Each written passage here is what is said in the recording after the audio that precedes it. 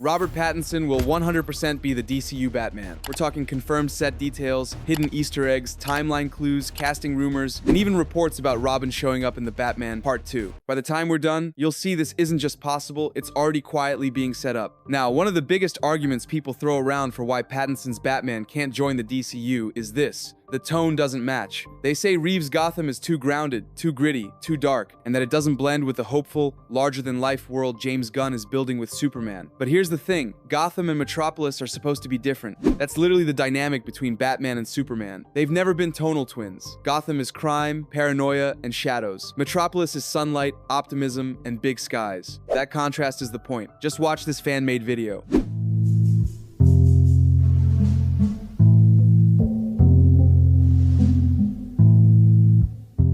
And in the DCU, Gunn has already confirmed every project will have its own tone. Superman will be colorful and inspiring. Clayface will be straight-up body horror. Peacemaker is a violent, dark comedy. Blue Beetle has neon cityscapes and holograms everywhere. These differences aren't mistakes. They're baked into the plan. Plus, Reeves' Batman has already dropped clues that the wider DC world exists. The Before the Batman novel mentions Metropolis by name. In the movie, Bloodhaven gets name-dropped. These aren't throwaway lines. They're quiet reminders that Gotham isn't an island. Right now, James Gunn's DCU has a glaring hole, and it's in the shape of a bat. The Brave and the Bold was announced as the movie that would introduce Batman into this rebooted universe, pairing him with Damian Wayne in a story inspired by Grant Morrison's comics. Gunn and Peter Safran pitched it as bold, emotional, and finally giving the Bat family the spotlight on the big screen. But here's the reality: the project is stuck in the shadows. According to The Hollywood Reporter, there's still no writer attached. Andy Muschietti was linked to direct back in 2023, but there's been zero progress updates since then. No script, no casting, no production schedule. Meanwhile, the rest of the DCU is leaving Batman in the dust. Superman is already getting a sequel. Peacemaker Season 2 is coming out this month. Supergirl Woman of Tomorrow is done shooting. Even Creature Commandos is in the bag. Yet Batman, the single most recognizable DC character, is just missing. If you look closely at what Matt Reeves has been doing behind the scenes, there are some pretty big signs that the Batman universe is quietly being positioned to connect with the DCU, even if nobody is outright saying it yet. The first big clue comes from casting whispers. A few months ago, actress Eiza Gonzalez liked an Instagram post celebrating the completion of the Batman Part 2 script. On its own, that's nothing major. But then fans noticed something unusual. Matt Reeves suddenly followed her on Instagram. And if you've been tracking Reeves long enough, you know this is rare. He barely follows actors at all, and when he does, it's almost always because they're directly involved in his projects. This sparked a wave of speculation, and the leading theory is that Gonzalez could be playing Talia al Ghul. That's huge. She's the daughter of Ra's al Ghul, the leader of the League of Assassins, and the mother of Damian Wayne, the same Damian that James Gunn has already confirmed will debut in The Brave and the Bold. If Reeves really is introducing Talia in Part 2, it means the League of Assassins exists in his Gotham, and if Ra's al Ghul exists, then Damian Wayne is only a matter of time. That's not just a convenient overlap, it's a direct narrative bridge to Gunn's Batman plans. The Robin rumors make this even more interesting. Multiple reports claim that Robin will be in the Part 2 script. If true, and if Reeves is setting up Damian through Talia, that means his trilogy could end exactly where Gunn's Brave and the Bold picks up, a Batman already deep into fatherhood and mentoring a son trained by assassins. Here's why that matters. Instead of introducing a brand new Batman from scratch in the DCU, Gunn could seamlessly step into Reeves' Gotham at the moment it naturally transitions into a Bat family era. No jarring recast, no tonal whiplash, just a continuation of a story fans are already invested in, now with the larger DC world opening up around it. And remember, Gunn has already admitted that he's contemplated bringing Pattinson into the DCU. He didn't dismiss the idea. He didn't say it's off the table. Contemplated? Have you had the conversation? Have you reconsidered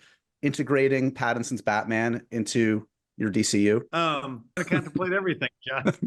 We gotta talk about everything. The timing of these developments makes that contemplation feel a lot less hypothetical. If Reeves really is planting seeds with characters like Talia al Ghul, Robin, and the League of Assassins, then the question becomes, how do you take the Batman's gritty, grounded Gotham and grow it into a world that can stand alongside Superman, Wonder Woman, and the rest of the DCU without losing what makes it special? The answer is escalation. Not a sudden tonal jump, but a gradual expansion that feels earned. And And that's exactly what Reeves Gotham is already set up for. Think about the timeline. The Batman takes place in late 2022. The Penguin series happens just a week after the events of that film and ends around December of the same year. Reeves has said Part 2 will pick up only a week or two after Penguin. Reeves' name for his planned trilogy takes place over just a few intense months. That's important because it means we're still seeing a young Batman fighting grounded threats in real time. Now imagine how Part 3 could close out that saga, Batman dismantling Gotham's mob power structure, possibly defeating the Court of Owls if rumors are correct, and leaving a massive power vacuum. That's when the floodgates open. Suddenly there's room for metahumans, monsters, and larger-than-life villains to rise. And that's exactly where Gunn's DCU could step in. This is where the rumored Clayface movie comes in. Gunn has confirmed it will be a horror-leaning rated film, totally in line with Reeves' aesthetic. If it's set in Reeves Gotham, it could serve as the first real step into the fantastical, showing audiences that this world can still feel real while introducing something supernatural. In Superman, there's a blink and you'll miss a detail that might just be one of the biggest clues yet, a literal road sign pointing straight to Gotham City. It's not just a random Easter egg for fans to smile at. The very same sequence, a newspaper stand carries a headline that reads, "Major Flood in Gotham," which is a direct reference to the climax of The Batman, where Riddler's plan leaves the city underwater. When you think about how tightly controlled Gunn's world building is, these aren't throwaway background props. They're deliberate, calculated nods that say, yes, this Gotham exists in the same reality. And it's not the kind of thing production designers just slip in for fun. These details get approved, and in a shared universe, approval means intention. The Flood reference doesn't just connect the two worlds visually, it places the Batman's events firmly on the DCU timeline. It's essentially DC waving a flag that says Pattinson's Gotham is already mapped onto the same world Superman is flying through. And then there's the straight-from-the-top confirmation, Warner Brothers. Discovery CEO David Zaslav has publicly said that The Penguin and The Batman Part 2 are part of James Gunn's 10-year plan for the DC Universe. That's not rumor,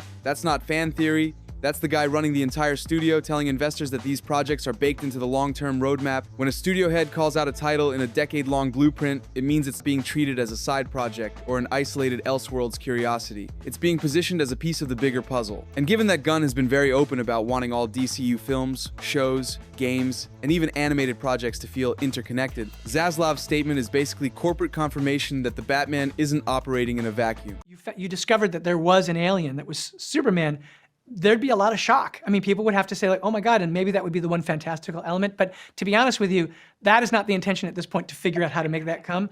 If, look, we should be so lucky that this is a world that people embrace and that they say like, oh my God, we want to see what would happen when those things collide. I think if that challenge ever presents itself, it would be an exciting one to explore. The timeline works in its favor too. Reeves' epic crime saga wraps 2023 in universe time, leaving a perfect opening for Gotham to escalate, for metahumans, monsters, fantastical villains to move in. That's where films like Clayface and Dynamic Duo could act as connective tissue, turning Reeves' Gotham into a city that fits right beside Metropolis without losing its identity. And the tone? Not an issue. The DCU is designed for variety. Gunn's own lineup proves it. Colorful Superman stories, rated horror spin-offs, animated Black Ops teams, and violent anti-hero comedies can all coexist. Gotham doesn't need to look like Metropolis to belong. In fact, the contrast is what makes the shared universe stronger.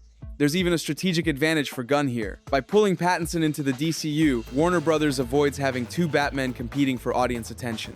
They keep Reeves' critically acclaimed vision intact while giving the shared universe an established, well-received Dark Knight who already has momentum with fans. No awkward recasting, no waiting years for Brave and the Bold to get off the ground. When you connect all these dots, the stalled DCU Batman, Reeves' careful world building, the Robin leak, the escalation path through future films, and the tonal flexibility, the idea stops feeling like fan speculation and starts looking like a practical solution. So the real question isn't, could Robert Pattinson's Batman join the DCU? The real question is, with this much evidence, why wouldn't he?